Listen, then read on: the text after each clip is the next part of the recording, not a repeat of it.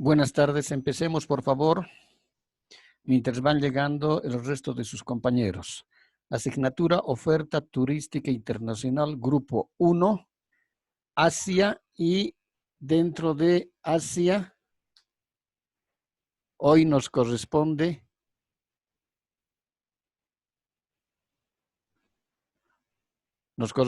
ver China. Las características fundamentales que podemos ver dentro de la oferta turística en el país, en este caso en China, tiene una oferta muy variada, toda vez que con la vasta tierra y la larga historia de la civilización, China tiene abundantes recursos turísticos, lugares de interés histórico, los glaciares, las montañas nevadas, los vastos desiertos, las islas hermosas o las playas, la pradera infinita, el hermoso paisaje natural y los museos interesantes. Todos estos pueden ser encontrados en China. Hay un sinnúmero de atractivos culturales, como los guerreros y caballos de terracota en Shan, la Gran Muralla, la ciudad prohibida en Beijing, el hermoso río Li en Guilin, el Bund en Shanghái. Es decir, es un país que tiene mucha historia, mucha trayectoria. No olvidemos de que la China es el principal país, es el país que tiene la mayor población del planeta. Su población alcanza casi a los 1.500 millones de habitantes. Y dentro de la parte histórica, cultural, una de las civilizaciones más antiguas del mundo, con una continuidad hasta la actualidad. Tiene sus orígenes en la cuenca del río Amarillo, donde surgieron las primeras dinastías Xia y también la Shang y la dinastía Zhou. La existencia de documentos escritos hace cerca a 3.500 años atrás ha permitido el desarrollo en China en una de las tradiciones historiográficas muy precisas, que ofrece una narración continua desde las primeras dinastías hasta la edad contemporánea. La cultura china, según el mito, se inaugura con los 3 emperadores originarios, Fuxi, Shennong y finalmente el emperador amarillo Wang. Este último considerado como el verdadero creador de la cultura. Sin embargo, no existen registros históricos que demuestren la existencia real de estas personalidades. Más pareciese que se han ido transmitiendo de generación en generación como leyenda. Sin embargo, si no existen registros históricos que demuestren la existencia real de estas personalidades, las que de acuerdo con la transmisión oral de generación en generación, habían vivido unos 5.000 a 6.000 años atrás, y lógicamente de esta manera se ha ido desarrollando esas características culturales que tiene la China. Como podemos ver en el mapa, es decir, la China limita al norte con Mongolia, al sur con Birmania, al este con el Océano Pacífico y al oeste con un variado número de variados países, ¿no? Como en este caso tenemos a Nepal, tenemos a Bután, tenemos a Pakistán, a Turquestán, etcétera.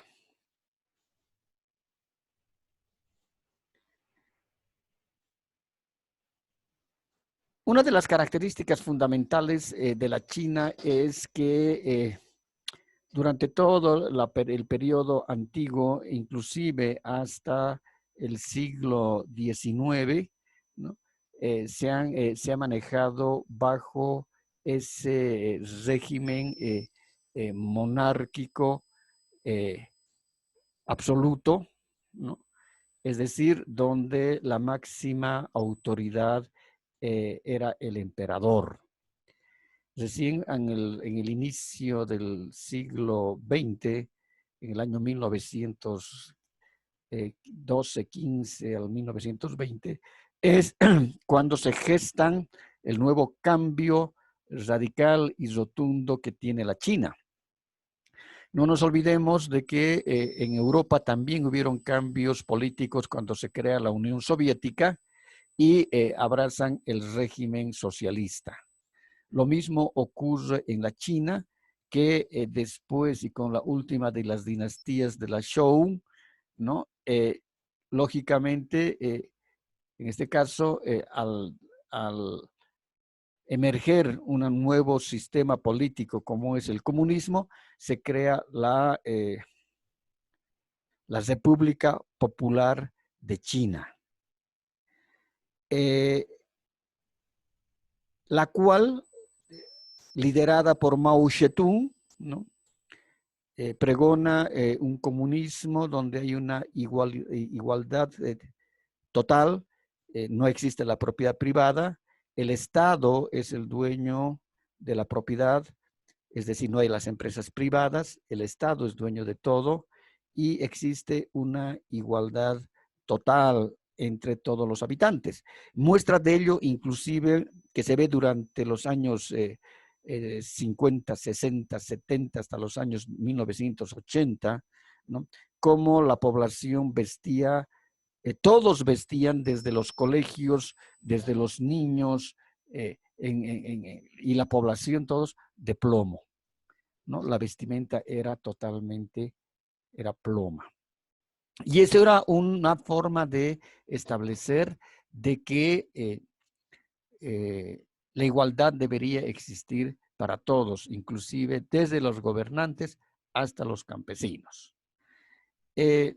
Con la caída de la Unión Soviética en el año 1985, 1990 y un poco más allá, entonces la China comunista decide de alguna manera abrir sus fronteras, pero abrir sus fronteras hacia la captación de capitales. Es decir, que buscan capitales para poderlos invertir y poder generar, en este caso, un cambio industrial en la población. Sumado a esto, también se ve y se toma en cuenta el costo de la mano de obra, que en la China, teniendo semejante cantidad de población, 1.500 millones de habitantes, entonces el costo de la mano de obra, lógicamente, que era barato, y es así que la China va captando financiamiento de Estados Unidos, de países europeos, etcétera, y hoy tenemos lo que es la China, ¿no? Que se está convirtiendo en una de las potencias mundiales, puesto que se va produciendo bienes y estos bienes, estos productos son producidos de manera masificada. Tan masificada que inclusive hoy en día la mayor parte de las empresas europeas y las de Norteamérica, es decir, prefieren fabricar en la China y luego traer esos productos fabricados en China y venderlos en su mercado nacional. Es decir, de que ellos lo único que manejan son las patentes, ¿no? El derecho a las patentes. Así podemos ver, por ejemplo, en gran parte, casi en su totalidad, de la moda y de la ropa, como son las fábricas Zara de España, la Benetton, etcétera. Es decir, hoy en día hacen producir en la China, es made in China, pero es Zara, es Benetton, etcétera, porque ellos tienen la patente. Eso ha determinado que existan productos de diferentes calidades en la China, ¿no? Hay productos chinos de primera, de segunda, de tercera, de cuarta, de quinta y hasta de sexta clase. Y la producción, lógicamente, que es masificada y lógicamente también está viendo la parte de la calidad. Desde el punto de vista cultural, como veíamos a un principio, es decir, la historia de China es una de las civilizaciones más antiguas del mundo, con una continuidad hasta la actualidad. Y muestra de ello justamente son las características que nosotros podemos ver en sus construcciones, en sus edificaciones. Basta ver, por ejemplo, toda esta parte de estas características arquitectónicas que solamente las tienen las tiene China y lógicamente han influenciado también a gran parte del continente asiático, ¿no?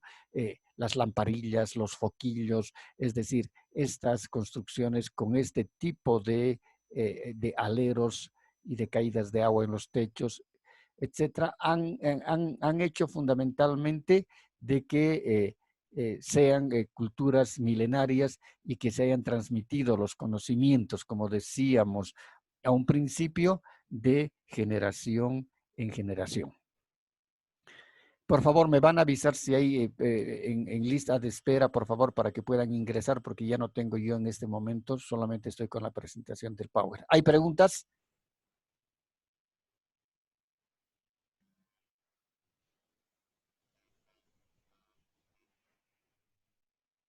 ¿Tienen preguntas? ¿Me escuchan?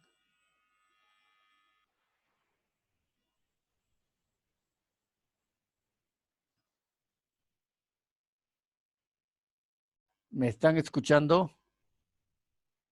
Luis, Sí, ¿me escucha? licenciado. Contéstenme, por favor, porque cuando tengo que utilizar el puntero del PowerPoint, entonces ya no veo yo aquí los iconos del Zoom. Uno de los ejemplos de esta en este caso, es la Gran Muralla China, ¿no? Es decir, una de las obras monumentales que han construido los chinos es la Muralla China, que tiene más de 5.000 kilómetros y fue construida principalmente para evitar el avance de los mongoles.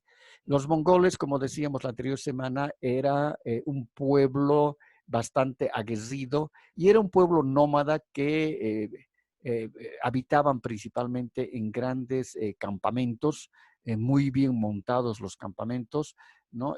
No tenían viviendas construidas ni de barro, ni de piedra, nada, sino que eran campamentos formados en carpas, ¿no?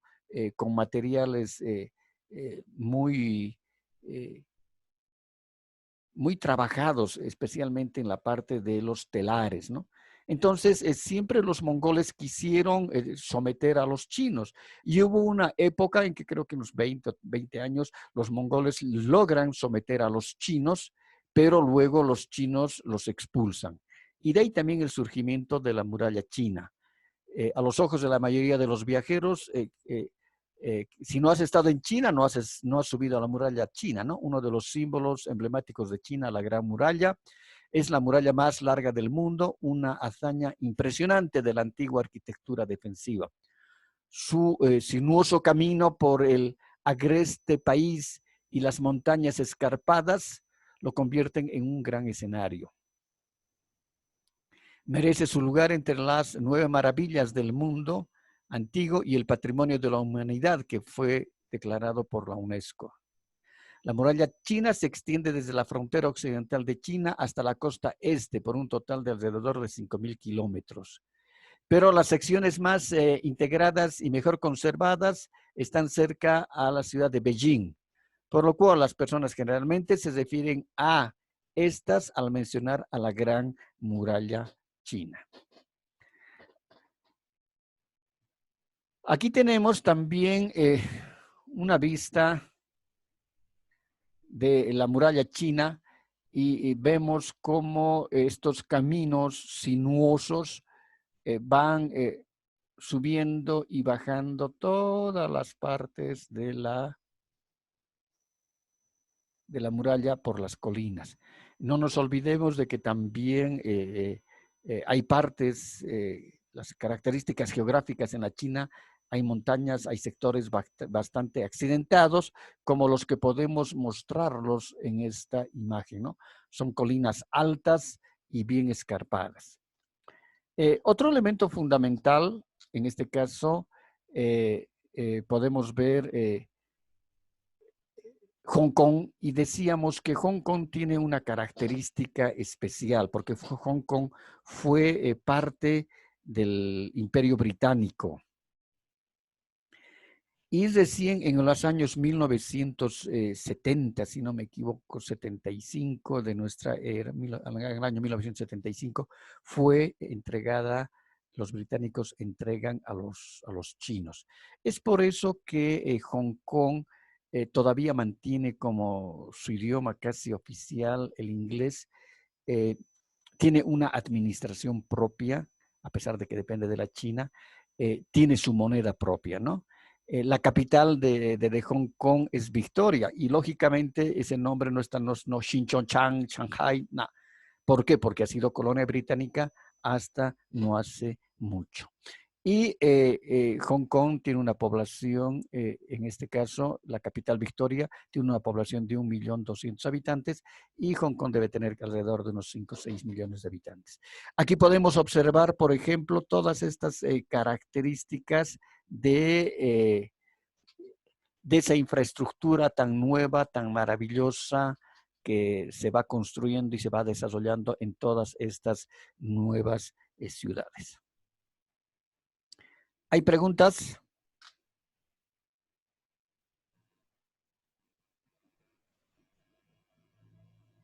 No, listen. Gracias. Uno de los lugares que debe ser visitado fundamentalmente es la ciudad prohibida de Beijing. ¿Y por qué se dice que es una ciudad prohibida? Una vez fue llamada una ciudad palacio, donde las personas comunes y corrientes tenían prohibida la entrada. Es decir, solamente el emperador, ¿no? La familia del emperador, los allegados al emperador, el ejército que custodiaba al emperador, podían habitar la ciudad de Beijing. Y las personas del pueblo, las personas comunes y corrientes, tenían prohibida la entrada. Una extravagante demostración de la arquitectura antigua de China, más de 8.000 habitaciones con techos de oro elegantemente diseñados y pintados en ese rojo y ese amarillo intenso. La ciudad prohibida fue el palacio imperial de las dinastías Ming y de la dinastía Qing durante 560 años, hasta el año 1911 y hasta el año 1924, cuando cambia el régimen, en este caso monárquico, ¿no? Cambia el régimen monárquico y pasa a ser ya un país eminentemente comunista. 24 emperadores vivieron allí. El patrimonio cultural del mundo, y ahora conocido como el Museo del Palacio entre los chinos, es una casa del tesoro de las reliquias culturales chinas. Es reconocida como uno de los 5 palacios más importantes del mundo, conjuntamente con el de Versalles en Francia, el Palacio de Buckingham en el Reino Unido, la Casa Blanca en Estados Unidos y el Kremlin en Rusia.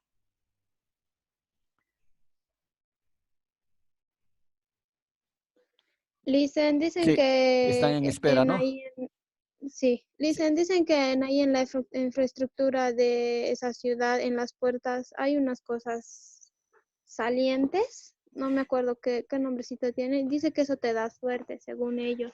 Claro, es decir, muy arraigada ha estado, lógicamente, en este caso, las tradiciones que han tenido estos pueblos antiguos, ¿no? Si nosotros vemos, por ejemplo, en este sector, aquí vemos todas esas características de esos palacios, ¿no? Donde también hay muchas historias, muchas tradiciones, hay las puertas secretas, hay las puertas de los deseos, de las sorpresas. Eh, es decir, que la cultura china es una cultura muy grande, ¿no? Y como bien decía la compañera, hay mucha tradición, muchas leyendas. Si metes la mano a un sector, una de las puertas te va a traer una buena suerte. En este caso, también vas a recibir la bendición de los dioses. Es decir, hay mucha tradición en todo esto y es por eso que nosotros hoy en día inclusive podemos ver cómo los chinos, la población china, antes de que pudiera surgir esta gran explosión económica que ha tenido China, con semejante cantidad de población, los chinos siempre han querido muchos chinos han querido salir de la China, y es por eso que vemos chinos en todas partes del mundo, ¿no? Y como hemos dicho, las personas siempre llevan un gran equipaje en las espaldas, y ese gran equipaje es su cultura, sus tradiciones, su gastronomía, su religión. Es por eso que si nosotros hemos visto, por ejemplo, inclusive en Estados Unidos, en Virginia, el downtown, ¿no? Es decir, el barrio chino. Y el barrio chino realmente tiene hasta las construcciones y los estilos arquitectónicos, ellos han mantenido siendo foráneos, siendo extranjeros en otros países. La gastronomía china, por ejemplo, la comida china realmente ha inundado todo el planeta, Dice, ¿no? perdón que lo corte, pero uno de mis compañeros quiere entrar a la clase y no puede. Y ahorita la vamos a ver, vamos a ubicar. Ahí, ¿dónde están? Es que estos tardó después. Es que,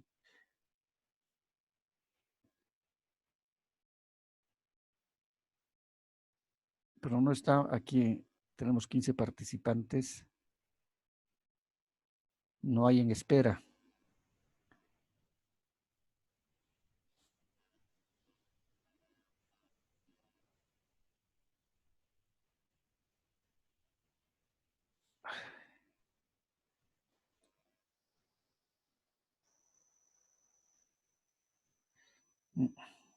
No lo, ¿Es Alan Castro? Sí, Lice. Sí, pero no puede ingresar. No sé por qué. Porque está en espera.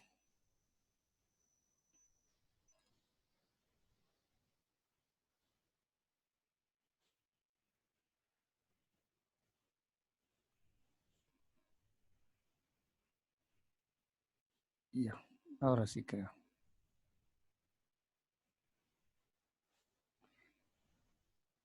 Ya ingresó, ¿no? Sí, ya estamos 16. Sí, Lice. Perfecto, Gracias. gracias. Aquí podemos, por ejemplo, observar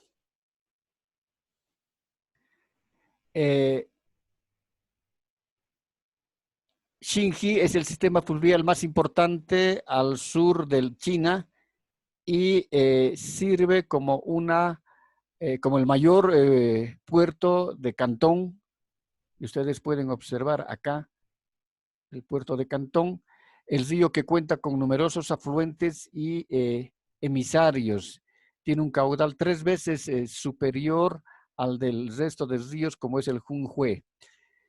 Y hemos dicho de que también la China es un país de las contradicciones porque recién, es decir, con tanta población y tanta extensión territorial que tiene el país, hay ciudades hermosas, sí, hay ciudades nuevas, construcciones maravillosas, pero también todavía podemos ver nosotros los sistemas tradicionales de la producción agrícola.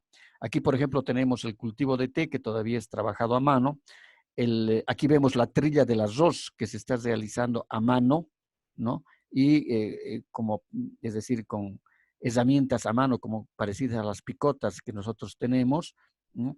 Y todavía vemos nosotros el arado es decir, el arado en base eh, y tirado por los bueyes, ¿no? A pesar de que China ha priorizado mucho la revolución agrícola verde, que esta ha tenido que, para lograr esta revolución verde, se han tenido que devastar gran cantidad de bosques para poder dar lugar a espacios para la producción agrícola y poder alimentar a semejante cantidad de gente. Entonces, eso ha hecho de que también la China tenga que deforestar sus grandes bosques para poder dar de comer a toda esa gente. Y lógicamente en esos sectores y en las planicies, en los sectores donde son más planos, han podido entrar la parte de la industrialización y de la mecanización de la producción agrícola. Pero en los sectores más pequeños y los sectores donde están más hacinados, donde son los sectores más quebradizos, donde hay mucha montaña, muchos relieves geográficos, demasiadas montañas, todavía se sigue este sistema tradicional, ¿no? Acá podemos ver la flor del lirio, que es una de las flores, es decir, endémicas del sector del continente y que también es un símbolo nacional. Otro elemento que podemos ver aquí, por ejemplo, es el Palacio Celestial de Pekín, que todavía guarda esas características de la, de la arquitectura china asiática, ¿no? Es decir, el rojo predominante, el dorado, el tipo de techos. Aquí también podemos observar esas características fundamentales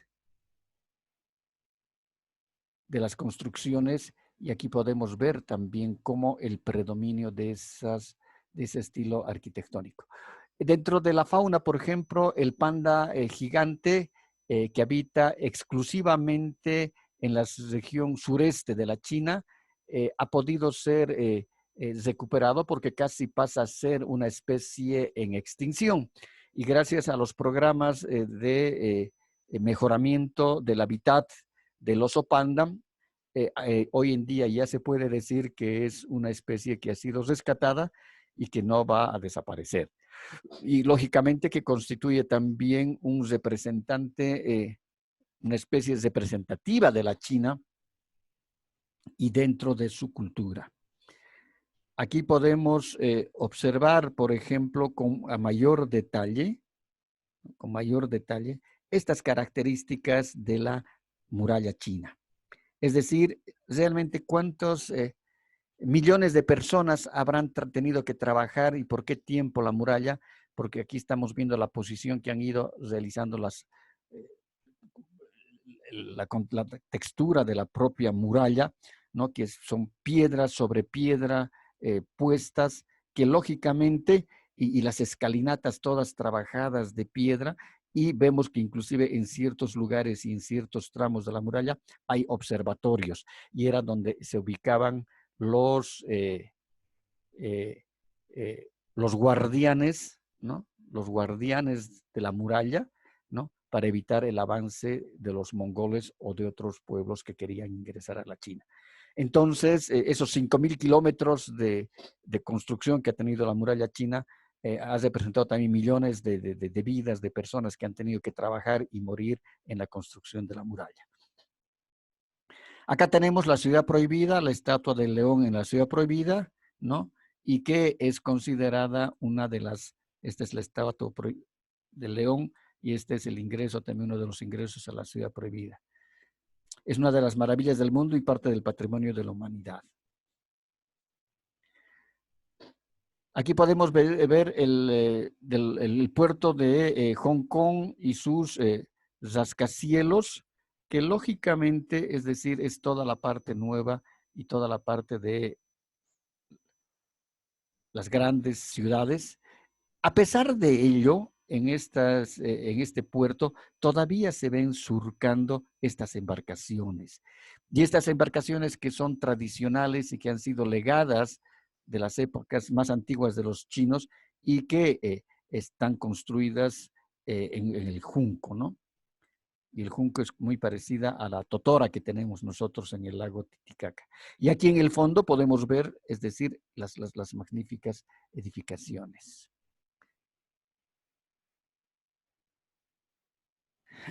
En Shanghái se encuentra el Museo de Arte e Historia, que alberga una de las mejores colecciones de arte chino y del Museo de Ciencias Naturales. Aquí tenemos la estatua de Buda, porque no nos olvidemos de que los chinos adoran a a la divinidad que es Buda, tallada en piedra en el sector de Datong. Y aquí podemos ver que también existe, hay una gran diversidad de oferta gastronómica, y sabemos que la gastronomía china y la comida china realmente ha trascendido a todo el planeta. Inclusive aquí vemos, por ejemplo, hay restaurantes flotantes, como es el caso del Jumbo en la bahía, ¿no? Entonces, aquí tenemos una visita nocturna al distrito de Kangulong, ¿no? Y donde podemos ver realmente esas características de la publicidad llena de luces, de colorido y siempre predominando los colores rojo y dorado que han sido desde las épocas más remotas. Aquí tenemos los mercaderes de jade en el mercado de Kowloon, y el jade es una piedra preciosa. Entonces, acá tenemos el templete de Buda en Hong Kong. Y lógicamente que cuando uno llega a estas ciudades, lo primero que tiene que buscar es un turibús para poder hacer la visita a los diferentes atractivos turísticos. Aquí tenemos esculturas de las divinidades en Hong Kong. Aquí tenemos a los sacerdotes budistas, ¿no? Aquí tenemos a los budistas. Y lógicamente aquí vemos todas las características del folclore chino. Los bailarines, es un derroche de colorido, son realmente artistas quienes confeccionan las vestimentas de los bailarines. Y lógicamente también el arte escénico es fundamental en esta cultura. A pesar de que hay ciudades muy ricas, muy prósperas, edificios, rascacielos, etcétera, pero todavía podemos ver a los estibadores, por ejemplo, en la parte de los puertos, cómo trabajan cargando las mercancías de los barcos, llenando o vaciando los barcos, e inclusive todavía en algunas ciudades podemos ver el transporte donde se transporta atracción humana, es decir, las personas, como vemos aquí en la imagen, van jalando este pequeño carromato, ¿no? Y aquí vemos también esas características de las construcciones que tienen, de las construcciones y el estilo arquitectónico chino y la vestimenta típica. Preguntas. Hola, buenas tardes, Lisa. Alan, buenas. Perdón por la demora. Tengo una pregunta que no Dígame. sé si la habrán hecho porque llegué tarde. Es que China es el mayor afluente de lo que se conoce como turismo rojo, ¿verdad? Sí, es el rojo fundamentalmente lo adquiere, a pesar de que tradicionalmente el rojo y el dorado han sido los colores predominantes en todas las dinastías chinas.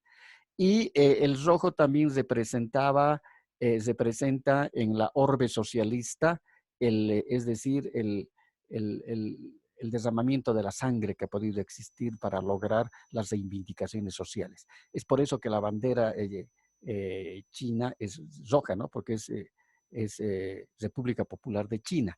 Entonces, el rojo siempre ha sido un color que ha estado en la cultura china, pero también vemos eso lo que ha sucedido en la época del socialismo en la ex Unión Soviética, de que predominaba el color rojo.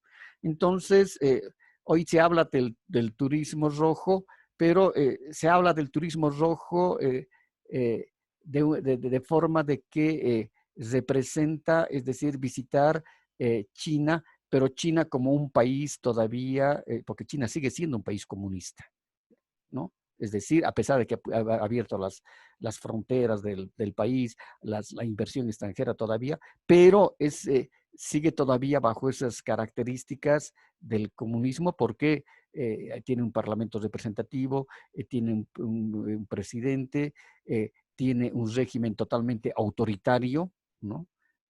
No existen las libertades, no existen los derechos humanos, entonces todavía sigue en el régimen socialista, comunista, y por eso siempre llamaban, inclusive al libro sobre el cual se basaba el régimen de la China comunista, se llamaba la Biblia Roja de la China, que era el manifiesto del Partido Comunista Chino, ¿no?